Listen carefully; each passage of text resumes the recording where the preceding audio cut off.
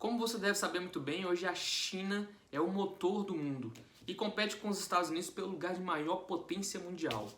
O que antes se fazia no Brasil era copiar dos Estados Unidos e olhar para a América do Norte para aprender e trazer novas instituições. Hoje, com a ascensão da China, esse cenário mudou. É na China que as pessoas, os analistas, os políticos estão agora vislumbrando a possibilidade de melhora do país, ou seja, estamos querendo agora copiar as instituições, as soluções, os projetos chineses para que o Brasil alcance o mesmo grau de desenvolvimento. Porém, essa comparação e essa copiação, ela é muito rápida, né?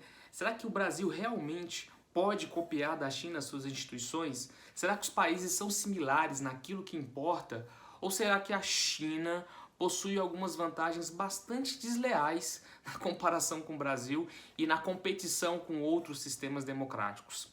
Olha, provavelmente você vai se surpreender com esse vídeo, porque a China ela tem vantagens e tem características que não permitem que o Brasil copie suas instituições como muitos querem. Meu nome é Guilherme, esse é o canal Todavia, e vamos para mais uma análise pouco convencional do cenário político. Todo mundo sabe que a China é socialista, para alguns é comunista, para alguns é capitalismo, mas enfim, o que a gente sabe é que o regime político da China é muito diferente do Brasil. No entanto, apesar disso, ou olhando no detalhe disso, a gente pode encontrar quais são as reais diferenças, quais são os reais institutos, né, que fazem com que qualquer comparação entre Brasil e China fique bastante prejudicada. O Brasil não pode copiar as mesmas instituições da China, nem pode tentar competir com a China nos mesmos critérios. A China possui de fato algumas desvantagens, né? Ou melhor, né? Algumas diferenças em relação ao Brasil que ajudam bastante no seu processo de desenvolvimento, mas também que trazem bastante críticas, né? Tanto internacional como interna. A primeira diferença drástica entre Brasil e China é o Partido Único, né? Isso é óbvio, né? É uma decorrência do socialismo chinês. Na China não há competição política como há no Brasil. Não há 2 partidos, 3, 4, até 30, como a gente tem no Brasil, que competem pelo monopólio do poder estatal. Na verdade, é um partido só e as competições que existem entre pessoas ocorrem dentro do partido. Todavia, a visão de mundo, o projeto e o programa é um só. É o projeto, o programa do Partido Comunista Chinês. Por que isso é uma diferença desleal em relação ao Brasil? Os partidos eles competem entre si, inclusive derrubando propostas um do outro, e com isso a gente já falou, a gente não consegue no Brasil, devido ao nível que a gente tem de polarização, tocar projetos de longo prazo. Porque os partidos se alternam no poder. A gente viu agora como se alternou de esquerda para a direita, para a esquerda, a gente não sabe o que vai vir no futuro de novo. Então essa mudança de correntes ideológicas muito diferentes, são polos totalmente diferentes, dificulta muito a execução de projetos de longo prazo. Já na China não. Os burocratas do Partido Comunista definem os projetos de 10, 20, 30, 50 anos à frente e conseguem executar porque não há alternância de poder. É o Partido Comunista Chinês que vai governar. Inclusive na China não há eleição para presidente, não sei se você sabia disso, né? As eleições, pelo menos, não há eleição direta como há aqui no Brasil, né? As eleições, o premier chinês ele é escolhido pelo partido. Então, ou seja, eles evitam fenômenos como o Zelensky da vida, que é uma pessoa que não entende nada de política e só é uma pessoa famosa, se candidata e vence, e a população acaba votando em pessoas que são chamativas, mas que não têm experiência, que não têm técnica, que não têm noção do cenário internacional e acabam prejudicando o país. Então na China isso não ocorre, é uma escolha entre burocratas, né? Uma escolha mais ou menos técnica, né? Mas muito mais técnica do que é no Brasil. Claro que isso tem um monte de problemas, né? Ainda mais olhando do ponto de vista democrático brasileiro, né? Eu não estou fazendo um elogio ao sistema chinês, estou declarando como funciona, né? O primeiro problema é muito óbvio, não há transparência. Se não há competição entre partidos, não há aquele debate saudável entre ideias. Então, não há transparência pública na China, não tem como saber o que o governo pensa, a não sei quando ele está fazendo as coisas ou quando ele anuncia. Não tem como investigar, o outro partido investigar o que está acontecendo, porque só tem um partido, enfim. Isso é um problema, né? Mas, de uma forma geral, em comparação com outros países como o Brasil, a China tem essa vantagem, que é ter um partido só que toca a política nacional. Outra desvantagem, né, que o Brasil tem em relação à China é que na China, assim como o partido único, né, a mídia também é estatal. Ela é administrada pelo Estado, ela é controlada pelo governo. Ela não tem liberdade como a gente tem aqui no Brasil. A imprensa chinesa ela funciona divulgando os projetos, divulgando as iniciativas do governo chinês, e com isso não tem, de novo, né, aquele debate de ideias que eu falei anteriormente, né? Os programas eles podem ser blindados, né? Os projetos podem ser blindados. Então, o governo chinês pode ter iniciativas que deem prejuízo no curto prazo, ou inclusive iniciativas que fracassem, mas a imprensa não vai atacar como acontece aqui no Brasil. Na verdade, aqui no Brasil, quando um projeto é proposto, ele já é atacado pela imprensa muitas vezes, né? Se a imprensa é contrária. Na China, não. Na China, os projetos do Partido Único, ou seja, lembrando, o Partido Único decidiu, o Partido Único vai tocar, não vai ter alteração. O projeto vai ser executado, a menos que ele tenha um fracasso absurdo ou mude o cenário internacional. Mas ele não vai mudar porque mudou a corrente política.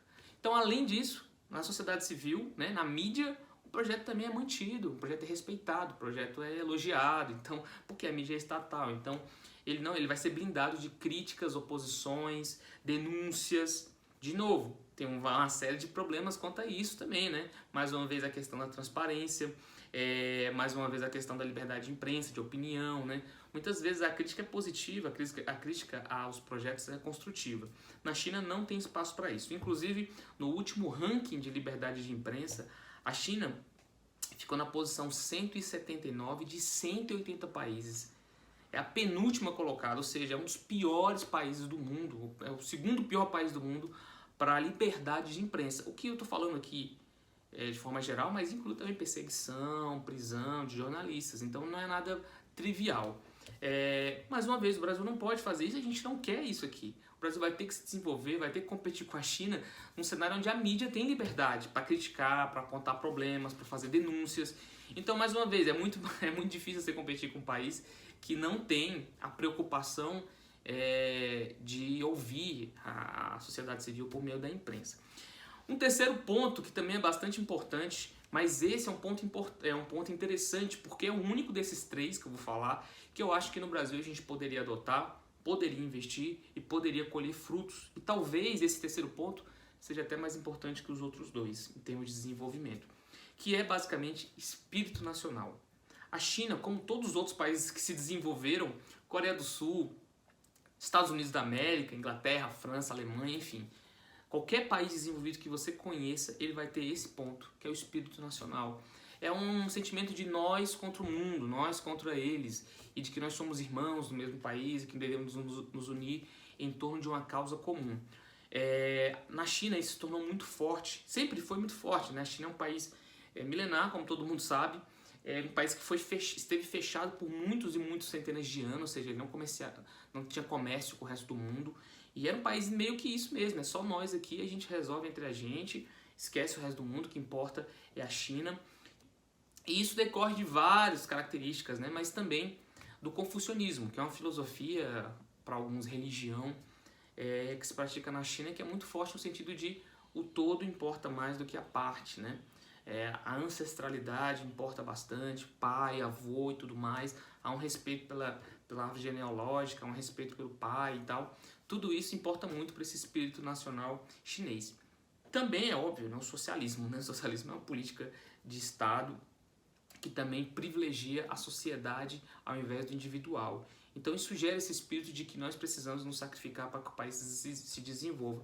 Não só sacrificar no sentido de, enfim, morrer numa guerra, é se dar, né? Se doar, se entregar, fazer um pouco a mais do seu para que o país possa se desenvolver, para que o país tenha soberania, para que o país possa ter voz no cenário internacional. Isso é uma coisa que no Brasil é muito difícil e é muito raro, esse espírito público, né? No Brasil prospera muito mais o individualismo, é o meu primeiro, né? Tem um pouco isso do jeitinho brasileiro, claro, o jeitinho brasileiro cabe um outro vídeo, porque tem várias nuances. Mas tem isso, de que o meu primeiro, cuidar de mim, no máximo aqui da minha família, ajudar a minha família, né? Mas a sociedade, quem se importa, né? Quem se importa com a sociedade brasileira, quem se importa com o povo brasileiro, Então, no Brasil, talvez seja o inverso do que acontece nesses países desenvolvidos. Olha o espírito nacional dos americanos, por exemplo. É muito difícil você ver um filme americano e não achar a bandeira espalhada em algum lugar do filme. Eles dão um jeito de colocar a bandeira americana no filme. Então, assim, é um espírito de nacionalismo que, querendo ou não, ajuda muito no desenvolvimento nacional. Ajuda muito no desenvolvimento nacional porque ele não é abstrato. Ele se reflete no dia a dia das pessoas, na forma como você se porta na sociedade, enfim, cidadania, fiscalização, transparência, tudo isso tem a ver com o espírito nacional. Então, resumindo, já caminhando para a conclusão aqui, a China não pode ser comparada diretamente com o Brasil, isso é óbvio. A China não tem mídia livre, então não tem crítica social aberta e espontânea sobre as ações estatais, a não ser quando o Estado permite. A China tem um partido único, ou seja, aqui no Brasil a gente tem 30 partidos, ou mais, né? Eu nem sei, tem que olhar para conferir, mas cerca de 30 partidos. A China tem um partido que não reveza no poder. Ele vai continuar por mais 20, 30 anos. Então ele pode tocar projetos de longo prazo, pode fracassar, pode errar, porque ele vai continuar no poder. Agora, o espírito nacional, sim, o espírito nacional é uma comparação que pode ser feita. O Brasil tem que desenvolver esse senso de fraternidade e hoje, com a polarização da forma como está, nunca teve tão fraco o espírito nacional brasileiro, a sensação de que nós somos uma nação, de que nós somos parte de um mesmo projeto de vida, né? E dessa forma o Brasil vai ter grande dificuldade de ocupar o seu lugar no mundo. Bom, esse é o canal Todavia, obrigado por ter ficado até aqui. Se você gostou, deixe seu curtir, comente no vídeo, se você tiver uma crítica, pode comentar, a gente está aqui para aprender, muito mais do que para tentar ensinar. E compartilhe o vídeo também. Espero que você tenha gostado e até a próxima.